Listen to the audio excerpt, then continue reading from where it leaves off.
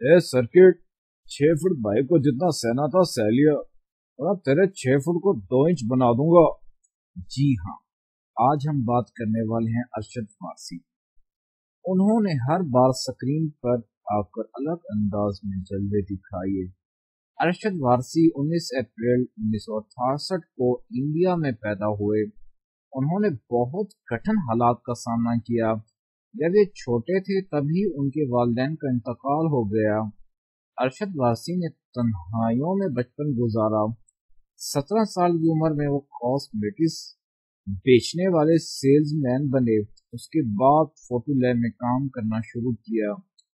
آہستہ آہستہ یہ فلموں میں ڈانس کرنے لگے، اور پھر انہوں نے مہیش بھٹ کو درخواست کی کہ وہ ان کو اداکاری کا چانس دے۔ پھر جا کر ان کا فلمی کیریئر کا آغاز ہوا۔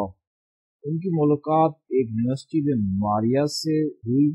آخرکار ماریا اور یہ شادی کے بندھن میں بندھ گئے۔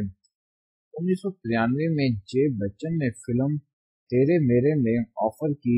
پھر ان کا فلمی کیریئر یہاں سے آغاز ہوا، لیکن سب سے زیادہ فیمس ان کی فلم منا بھائی MBBS ہے، اور یہ سرکٹ کے نام سے مشہور ہوئے۔